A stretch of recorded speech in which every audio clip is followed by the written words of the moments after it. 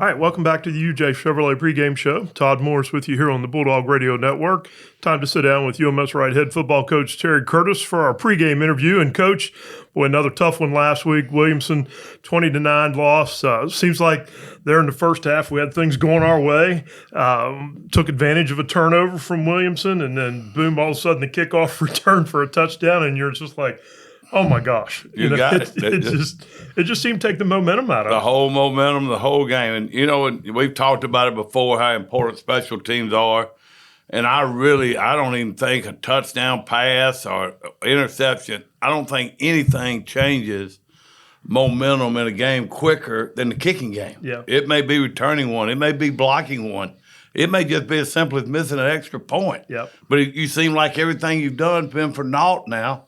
And the other team's always jumping up and down because you only got 6 points and not 7. Yep. But you're exactly right. I mean, we sat there and we were doing the things that we needed to do. We got the big play in the kicking game. We put it in the end zone with a short field and went ahead in the game. And then we kick off and return it for a touchdown. And you can just see our whole team go. Yep. Kind of like, here we go again. Yep. Now, they may not have said, here we go again, but that's what it seemed like. It was just, and that 9-8, we were ahead 9-8 at that point. And like I said, we've done some good things. I thought defense was playing pretty well. We were keeping them contained. And then it was like, oh no, like you said, oh no, here we go. But I thought we rebounded okay, but we got that point in the second half where we just could not get the first downs. We were 1 of 9 converting third downs. They were 1 of 9 converting third downs. Neither team was very efficient there, but we couldn't keep drives going. No, and we knew their defense was just, I don't know about out-manning somebody, but they were just fast and could run around blocks, could run through blocks. They were strong.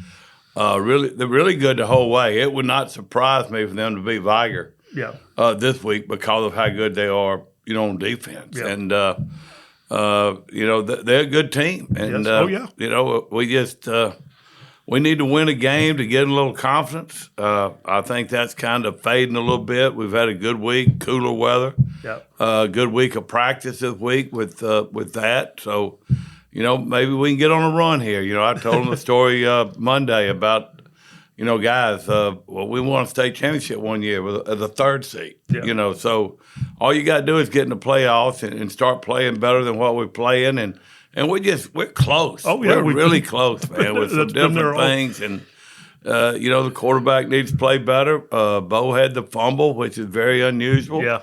On a first down run, and we gave up the touchdown there late. Yeah. So But we're close. Before we talk about this week's game, though, I do want to talk, defensively last week. Boy, I mean, we saw some guys step. Jeff Holston was all over the field, had a big game. Mac McGinley had a big game. Got to mention Mac because he got his Naval Academy appointment last week, which was a good thing. So, but some defensive guys, some seniors stepping up, I think, playing some really good defense for us. Yeah, and we got off the field, like you said, 1 of 9 on third. That's been a big selling point for several weeks is getting off the field because, when you think about it, you give somebody a third down conversion.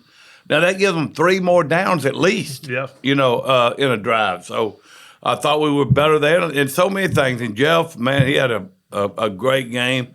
Him and Cappy inside there are tough, man. And Mac had the big play. And Mac, I told him, I said, as well as you play, And then he was one of the ones that screwed up on the kickoff, but that's kids. That is. He said, I know. I mean, he knew it. He knew it as soon as it happened. He said, Mac, you went the wrong way. You opened up. I know it, Coach. I know it. I mean, it's not like these guys don't know when they do mess up. But man, they're fun to coach. They come to practice every day. Yeah. They're hard to get on to because it's not because they don't want to do it right. It's just some bad things are happening to them right now. And I just think if we could get us a win and be decisive, I think it would just help their confidence so much. Yeah, because the path to the playoffs is pretty laid out in front of us pretty much. Yeah. We win this week and next week. We're a 4 seed. Really, if everything else turns out the way it should, we're going to go in as a 4 seed. And so that's really got to be the focus here over the next couple of weeks. Well, exactly. We got to, win these 2 region games, and we know where we're going.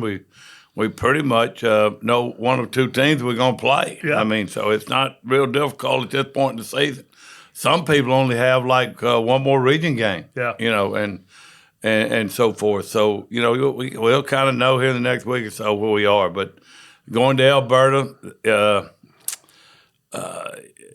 most years you worry about getting your team up for them. I just don't think that'll be a problem for us this year with where we are. And, they're not having a great season either. So I'm sure they're trying to win one too. Yeah. So it'll be hopefully not a competitive game, but you don't ever know. But when we've watched Elberta kind of grow up over the years, because we've seen them on the last 7 or 8 years, so, and I thought they had turned a corner a year or 2 ago, and now here they are 0-7. What do you think's going on over there? Well, Nate does a great job. He, he don't have a lot of skill guys. Yeah. He's got a number 2 and a number 3 that do a lot of stuff for him, but they're big. Yeah. You can tell they've eaten a lot of potatoes and meat because they got some. They got size and sausage, but they got some size and they play good technique, but they're kind of a chaotic team who tries to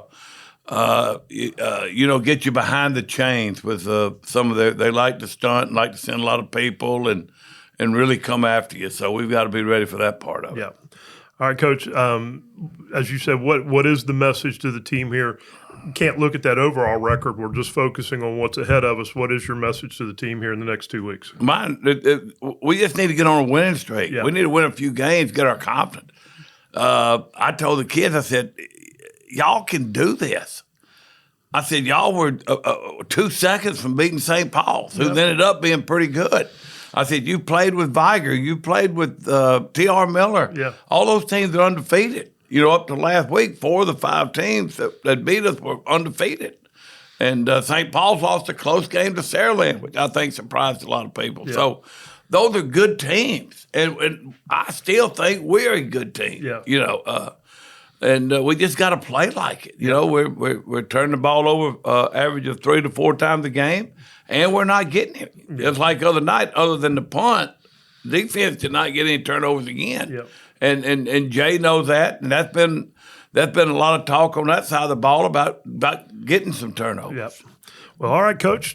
That'll do us for us here in the pregame interview. Good luck tonight and in the next couple of weeks. Like you said, we got to get a win. We need to get something going. We need some positives. You're exactly right. Thank you, Todd.